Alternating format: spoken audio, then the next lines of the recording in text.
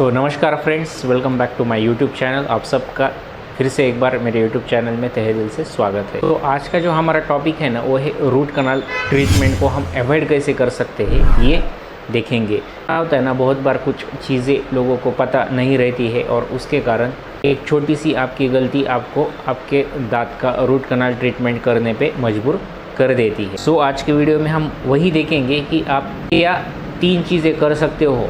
अगर आप ये 3 चीज़ें करोगे तो आपका जो दांत है वो रूट कनाल ट्रीटमेंट के लिए कभी भी नहीं जाएगा, या फिर आपको पूरी ज़िंदगी में उस दांत का रूट कनाल ट्रीटमेंट नहीं करना पड़ेगा। तो चलिए आज की वीडियो की करते हैं शुरुआत। तो पहले तो हम ये समझ लेते कि रूट कनाल ट्रीटमेंट होता क्या है। इसके ऊपर मैंने ऑलरेडी 3 वीडियोस बनाए हैं, पार्ट 1, पार्ट 2, पार्ट 3, 3 पार्ट में बनाया है।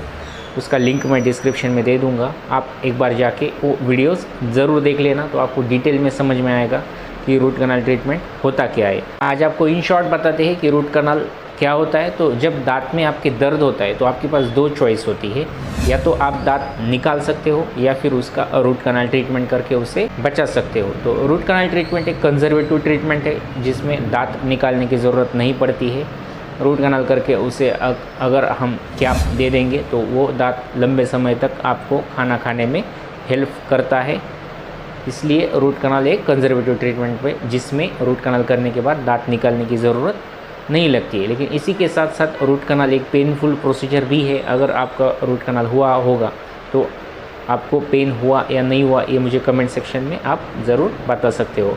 मोस्टली रूट कनाल में पेन नहीं होता है अगर प्रॉपर तरीके से किया जाए। तो कुछ केस में अगर इन्फेक्शन ज़्यादा रहा तो फिर पेन हो सकता है। तो आज हम देखेंगे ऐसी 3 चीज़ें जो अगर आप करोगे तो आपको रूट कनाल करने की ज़रूरत नहीं लगेगी। आपका दांत रूट कनाल ट्रीटमेंट से बिल्कुल बच सकता है। जो आपको पहला काम करना है वो है आपके दांतों की आपको प्रॉपर साफ़ सफाई रखनी है। आपको डेली 2 टाइम ब्रश करना है। मॉर्निंग में तो ब्रश करना ही है, लेकिन रात में खाना खाने के बाद सोने से पहले ब्रश करना, उसी के साथ साथ फ्लॉसिंग करना, ये बहुत ज़्यादा इम्पॉर्टेंट है। मूल जो रूट कनाल का जो मेन रूट कॉज है ये यही है कि अगर आप दांतों की साफ़ सफाई अच्छे से नहीं करते हो तो फिर आपके 2 दांतों के बीच में खाना फंस के वहाँ दांतों की सड़न लगना शुरू हो सकती है, या फिर आम भाषा में दांत को कीड़ा लगना भी बोलते हैं। तो सबसे इम्पॉर्टेंट है कि आपको दांतों की साफ़ सफाई बिल्कुल प्रॉपर तरीके से रखना है। 2 टाइम ब्रश करना है, फ्लॉसिंग करना है, साथ में ही माउथ वॉश का भी यूज़ करना है। ये हो गई एक बात। अगर ये आप एक बात बहुत छोटी सी है, लेकिन अगर आप डिसिप्लिन के साथ ये सब चीज़ें फॉलो करते हो तो आपके दांतों को कुछ भी होगा नहीं, उसको रूट कनाल की ज़रूरत नहीं लगेगी। ये एक सिंपल सी बात को आपको फॉलो करना है, पर डेली फॉलो करना है। तो इसकी दूसरी बात जो है उसके बारे में बात करेंगे। तो दूसरी बात ऐसी है कि जब कभी आपके दांतों पे केरीज यानी कीड़ा लगना शुरू हो जाता है तो उसकी शुरुआत होती है एक ब्लैक स्पॉट से, फिर उससे वो थोड़ा सा बढ़ता है, उसका एरिया थोड़ा सा बढ़ता है, और ऐसे करते करते आपके दांत में अच्छा खासा गड्ढा बन जाता है। लेकिन ये स्टेज में भी आपको दांत में पेन नहीं रहेगा, हल्का सा खाना फंसने का प्रॉब्लम रहेगा, सेंसिटिविटी का भी प्रॉब्लम रहेगा, लेकिन ये इतना सीवियर नहीं रहता है। इसलिए हम लोग उनकी तरफ ध्यान नहीं देते हैं, उसकी तरफ ध्यान नहीं देते, और फिर वही जो छोटा सा केरीज है या फिर जिसे हम कैविटी बोलते हैं वो बड़ी हो, और उसके बाद उसमें पेन शुरू होता है, और फिर आपको उस दांत का रूट कनाल ट्रीटमेंट या तो दांत निकालवाना पड़ सकता है। तो आपको एक बात ध्यान रखनी है कि आपको महीना 2 महीने में एक बार डेंटिस्ट के पास जाके चेकअप करवाना है। एटलीस्ट 6 महीने में तो भी आपको एक बार डेंटिस्ट के पास जाके चेकअप करवाना इम्पॉर्टेंट है, क्योंकि आप जब मिरर में देखते हो, आईने में देखते हो, तो आपको नीचे के जो दांत है वो तो क्लियर दिखेंगे, लेकिन आपके जो अपर टूथ है या फिर जो पीछे के दांत है ऊपर के साइड के, वो आपको आईने में अच्छे से नहीं दिखेंगे। उसका जो ऑक्लूजल पोर्शन है, मतलब जिससे हम खाना चबाते हैं, वो पोर्शन जब आप डेंटिस्ट के पास विज़िट करोगे तो वही आपको अच्छे से बता पाएंगे कि वहाँ पे केरीज लगी है या फिर नहीं लगी है। अगर हल्का सा केरीज है, कैविटी है, तो उसमें आपको टैक से फिलिंग करवाना है। आप जैसे फिलिंग करवाओगे तो फिर बहुत कम चांसेस हो जाते कि फिर वो दांत रूट कनाल को चला जाता है, क्योंकि उसमें जो भी कीड़ा है, जो भी केरीज है, वो सब निकाल के ही वहाँ पे फिलिंग किया जाता है। ये हो गई दूसरी बात। और सबसे इम्पोर्टेंट तीसरी बात कि वाइट पॉइजन जिसे हम बोलते हैं, उनसे ज़रा दूर रहना। अब ये 3 वाइट पॉइजन कौन सी है? एक है शुगर, दूसरा है सॉल्ट यानी नमक, और तीसरा है मैदा। इन 3 चीज़ों से आप जितना दूर रहोगे उतना आपके ओवरऑल हेल्थ के लिए भी अच्छा है और दांतों के लिए भी अच्छा है।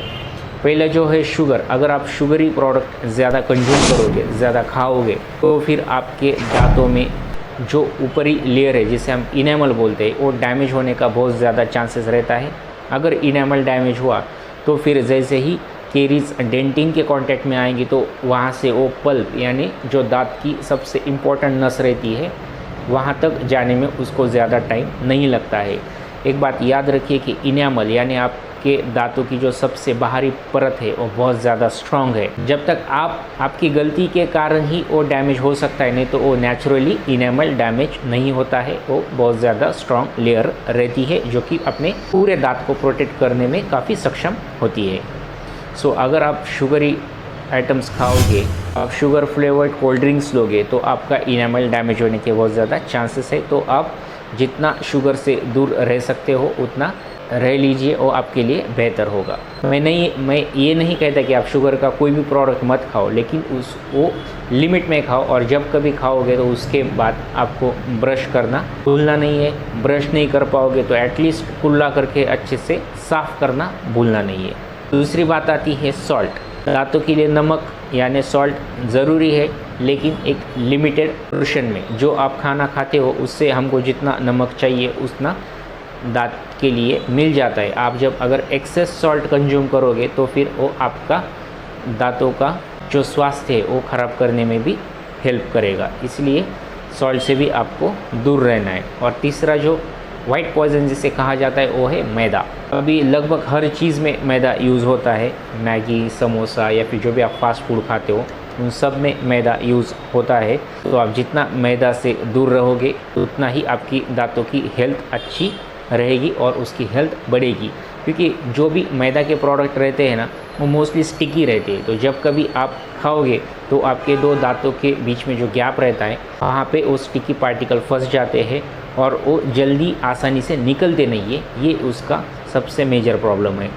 इसलिए वो स्टिक हो जाते हैं, जल्दी आसानी से निकलते नहीं और वो हमारे ध्यान में भी नहीं आता है। अगर आप प्रॉपर क्लीनिंग नहीं करोगे, फ्लॉसिंग नहीं करोगे, तो वही मैदे का जो पार्टिकल है वो बैक्टीरिया वहाँ पे प्रोड्यूस करता है। वहाँ पे दांतों की सड़न से शुरू हो जाती है और आपको पता भी नहीं चलता है। तो ये जो मैंने 3 वाइट पॉइजन है बताए हैं, इनसे आपको दूर रहना है। इससे आपके दांतों की हेल्थ बहुत ही बढ़िया रहेगी और फिर आपको दांतों का रूट कनाल ट्रीटमेंट करने की ज़रूरत भी नहीं लगेगी। इसके बावजूद अगर आपको कुछ पूछना है तो आप मुझे कमेंट सेक्शन में पूछ सकते हो। उसी के साथ साथ डिस्क्रिप्शन में मैं मेरा व्हाट्सएप नंबर दे दूँगा। उस नंबर पे भी आप जो भी आपको सवाल है आप मुझे उस नंबर पे व्हाट्सएप करके पूछ सकते हो। कॉल मत कीजिए, खाली आप व्हाट्सएप कर सकते हो। तो आई होप आपको ये मेरा छोटा सा वीडियो पसंद आया होगा। अगर वीडियो पसंद आता है तो चैनल को सब्सक्राइब करके बेल आइकन को प्रेस करना मत भूलिए। इसी के साथ साथ वीडियो को लाइक करके शेयर करना मत भूलिए। फिर मिलते हैं एक नए वीडियो में एक नए टॉपिक के साथ। तब तक take care, bye bye and जय हिंद।